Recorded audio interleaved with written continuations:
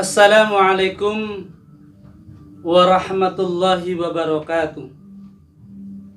Alhamdulillah, wassalatu wassalamu ala rasulillah Sayyidina Muhammad ibn Abdillah wa ala alihi wa sahbihi wa mawalah, wa la hawla wa la quwwata illa billah. Amma ba'du. Saudara hadirin, kaum muslimin dan muslimat yang terhormat, kaula muda yang saya banggakan dan anak-anak yang saya sayangi.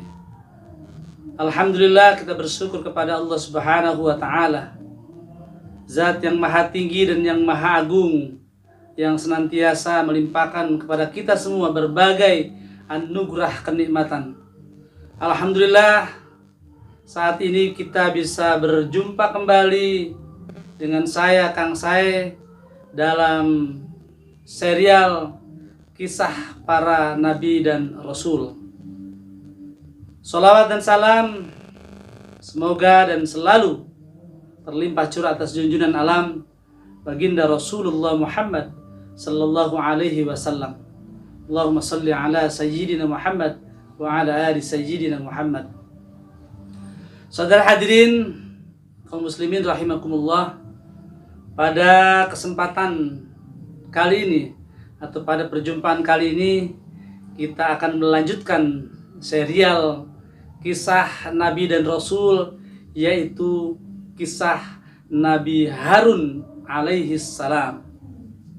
Kisah Nabi Harun alaihi salam. Saudara hadirin, kaum muslimin rahimakumullah, pada perjumpaan yang lalu, pada episode atau pada serial kisah Nabi dan Rasul yang lalu, yaitu tentang kisah Nabi Musa alaihi salam. Dan kali ini kita akan lanjutkan kisah kita, yaitu kisah Nabi Harun alaihi salam.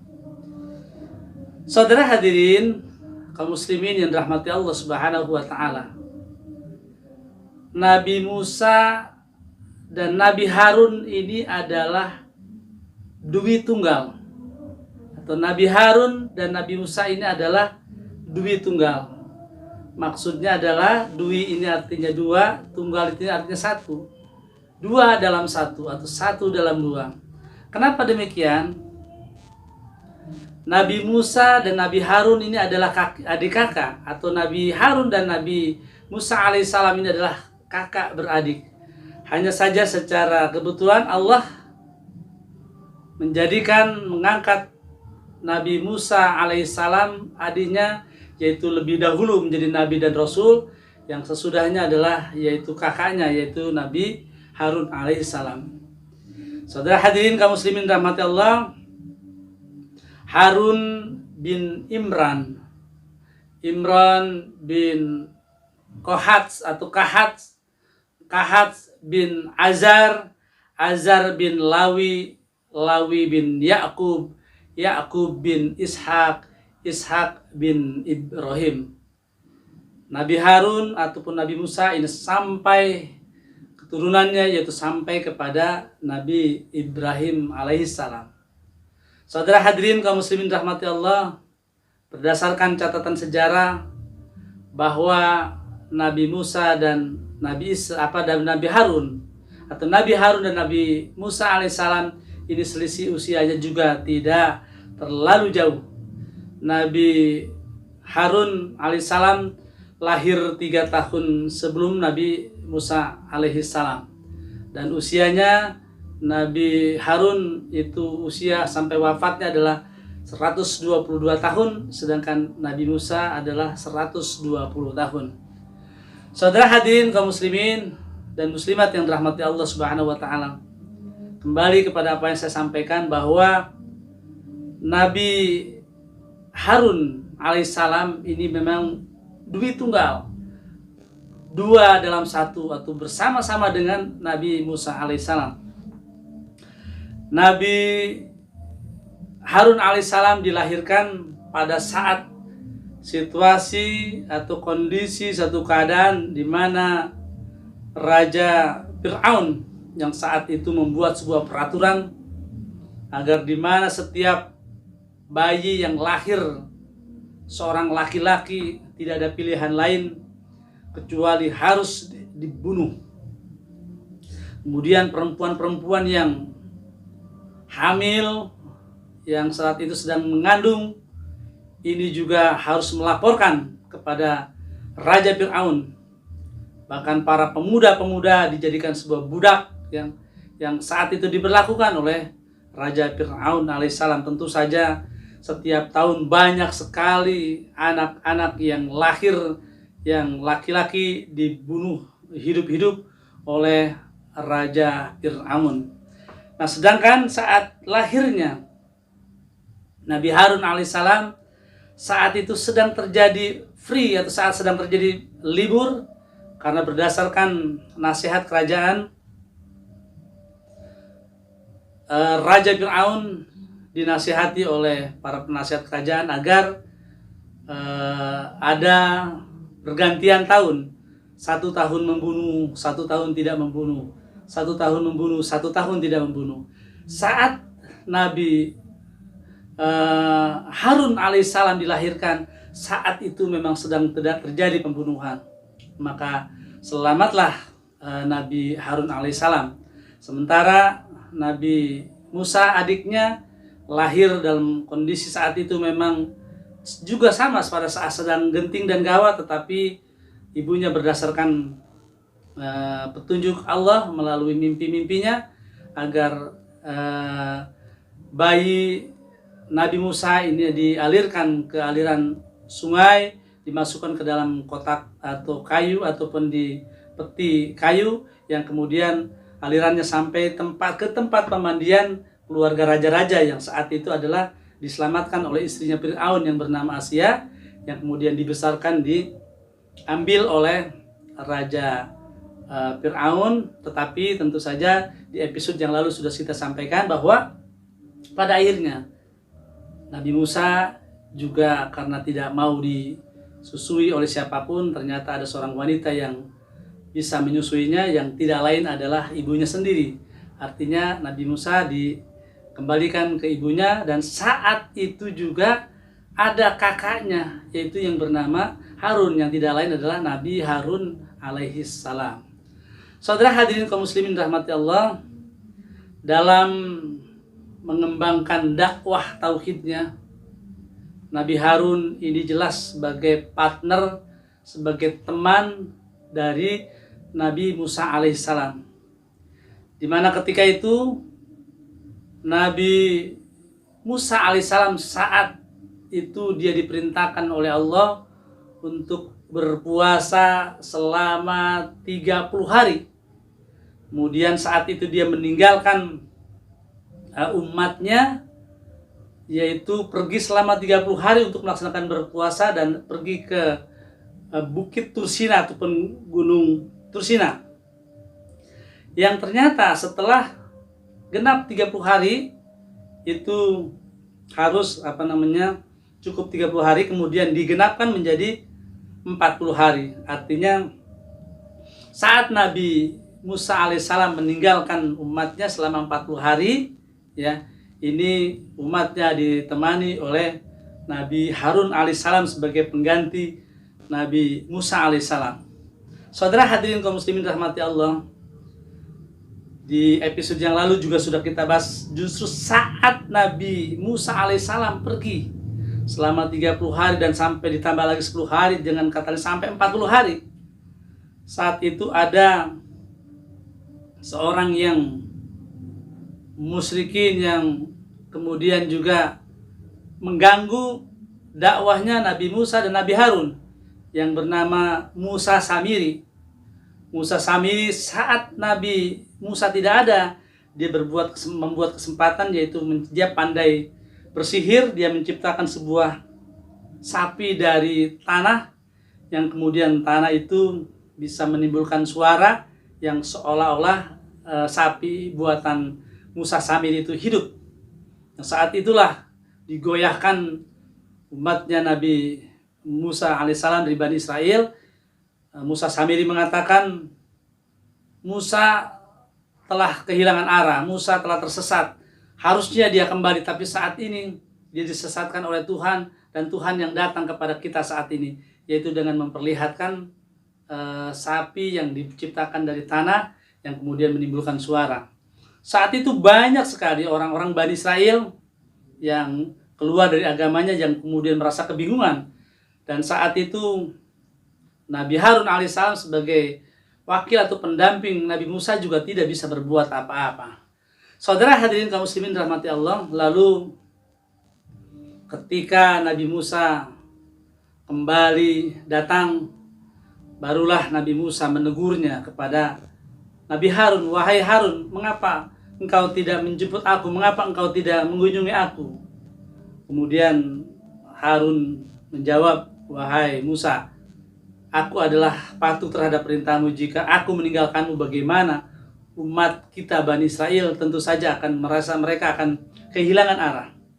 Kemudian saat itu ketika Nabi Musa alaihissalam telah kembali, dipanggillah Musa Samiri yang kemudian Bani Israel kemudian kembali kepada akidahnya, yaitu menyembah Allah Subhanahu wa taala, yaitu agama tauhid.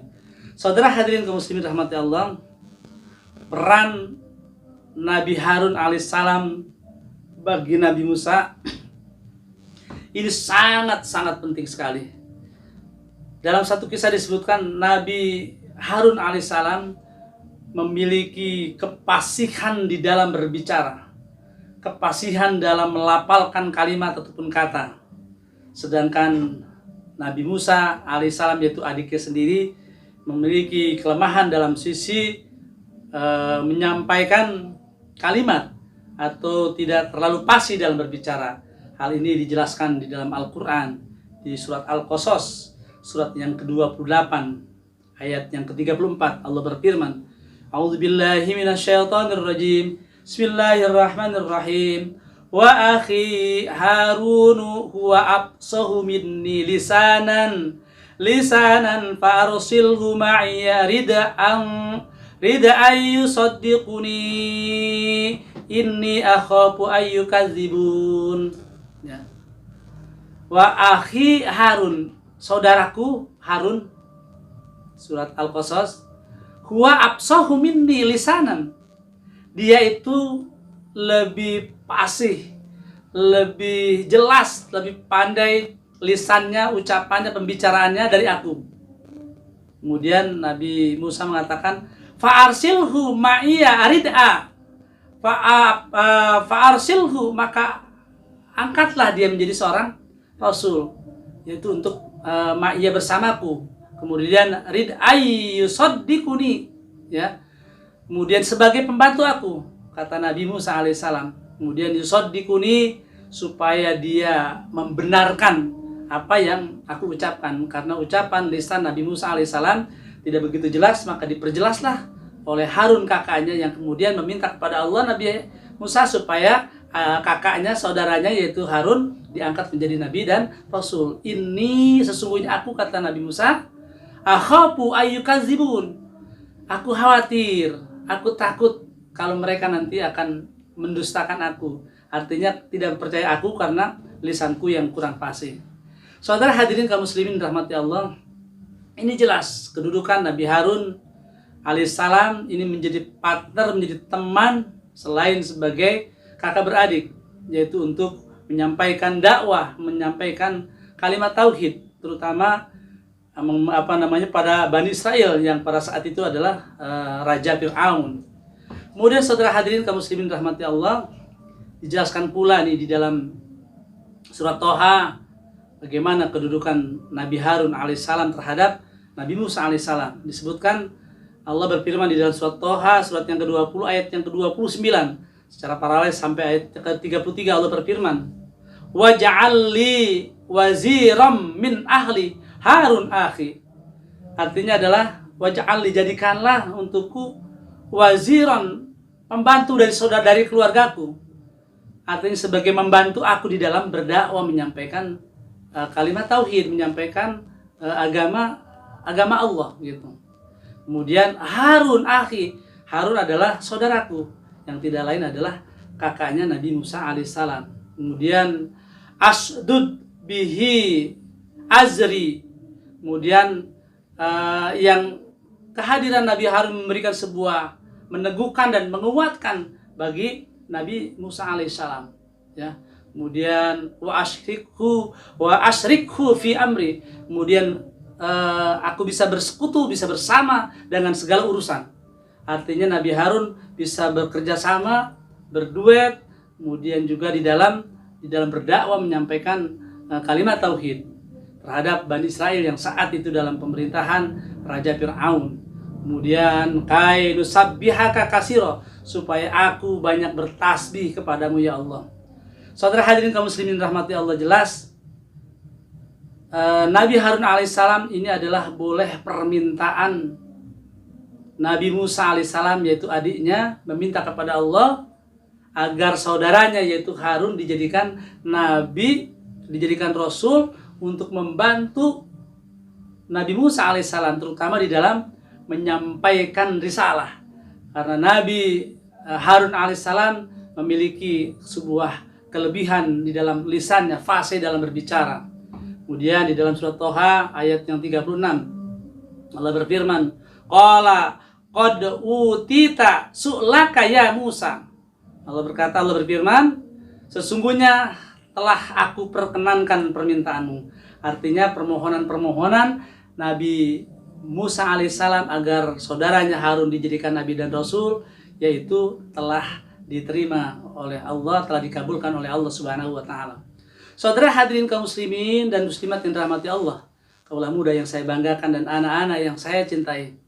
Kemudian Nabi Harun alaihissalam bersama-sama Nabi Musa datang ke istana, datang ke kerajaan Fir'aun yang saat itu tentu saja Nabi Musa sempat hilang pergi ke negeri Madyan, kemudian sempat menikah, yaitu setelah itu beberapa puluh hari, kemudian beberapa bulan, kemudian kembali, bahkan bukan hanya beberapa bulan, beberapa tahun, sampai Nabi Musa alaihissalam memiliki keluarga. Dan kemudian atas petunjuk Allah dia harus kembali ke kerajaan Fir'aun yang saat itu ditemani oleh Nabi Harun alaihissalam. Ya, di dalam Al-Quran disebutkan fa'tiyahu faqula inna rasula rabbika fa'arsil ma'ana bani Israel wala tu'adzibahum qad ji'naka bi ayatihi mir rabbika wa sallama ala manittaba'al huda. Fa'tiyahu faqula inna rasula rabbika. Kemudian sesungguhnya Nabi Musa dan Nabi Harun ini berdua datang kepada Raja Fir'aun. Dia menyampaikan bahwasanya, wahai Fir'aun, kami datang kepadamu menyampaikan sebuah risalah. Setelah kami pergi, setelah kami menghilang, maka terjadi sebuah dialog. Fir'aun mengatakan, engkau adalah Musa yang dulu aku besarkan, yang telah kami asuh. Dibenarkan. Kemudian Harunlah yang menyampaikan secara fasih atas bahwasanya kami ini telah diutus oleh Allah menjadi seorang rasul, maka ikutilah bersama kami. Kemudian juga lepaskanlah segala siksa-siksamu terhadap Bani Israel, ya. Wala tu'adzibahum, lepaskanlah segala siksa-siksa yang ada pada Bani Israel. Kemudian juga engkau ikut bersama kami. Saudara hadirin kaum muslimin rahmati Allah, itulah peran Nabi Harun alaihissalam, kemudian menemani Nabi Musa menghadap Raja Fir'aun, yang kemudian pada saat itu Raja Fir'aun meminta kepada mereka berdua sebagai bukti apa yang telah mukjizat yang telah diberikan Tuhanmu kepadamu. Nah, kemudian saat itu bersama-sama Harun, Nabi Musa melemparkan tongkatnya, kemudian juga terjadilah sebuah ular yang besar yang menjulur-julurkan cahaya, menjulur-julurkan api. Kemudian mereka semuanya, orang-orang istana, mereka ketakutan. Yang pada akhirnya terjadi sebuah bersama-sama dengan Harun, disaksikan bersama-sama Nabi Harun, kemudian Nabi Musa di sebuah perhelatan yang besar beradu dengan kemampuan dengan para penyihir-penyihir kerajaan yang dipanggil, yang dibayar oleh Raja Fir'aun. Kemudian saudara hadirin kaum muslimin rahmati Allah, kemudian Raja Fir'aun beserta para punggawa-punggawanya, para tentara-tentaranya kemudian mengejar Nabi Harun bersama Nabi Musa, yang sampai pada akhirnya ke sebuah laut namanya Laut Merah, yang kemudian pada saat itu atas tongkat yang disentuhkan, tongkat Nabi Musa, yaitu Nabi Harun bersama Nabi Musa dan pengikutnya, itu bisa melewati sebuah jalan yang tidak lain adalah laut yang terbelah, yang kemudian setelah sampai ke daratan maka laut itu kembali tertutup dan Raja Fir'aun beserta pengikutnya itu tenggelam di Laut Merah. Saudara hadirin kaum muslimin rahmati Allah, kemudian tidak saja sampai di situ, tentunya Nabi Harun bersama Nabi Musa dia menghadapi juga zaman itu yang bernama Qarun, seorang kaya raya yang kemudian juga tidak mengikuti ajaran Nabi Harun, ajaran Nabi Musa, bahkan saat itu membuat fitnah terhadap Nabi Musa, tetapi tentu saja atas izin Allah. Kemudian orang yang difitnahi itu kemudian mendapatkan hidayah dari Allah, kemudian Allah tunjukkan kebenaran dan akhirnya Allah benamkan seluruh kekayaan Qarun. Akhirnya maka terbenamlah kekayaan Qarun. Saudara hadirin kaum muslimin rahmati Allah, kemudian di akhir episode tidak lama setelah itu Nabi Harun alaihissalam kemudian wafat, ya, meninggal dunia di atas sebuah bukit, yang kemudian saat itu menjadi kesedihanlah buat Nabi Musa alaihissalam dan para pengikutnya telah kehilangan Nabi Harun.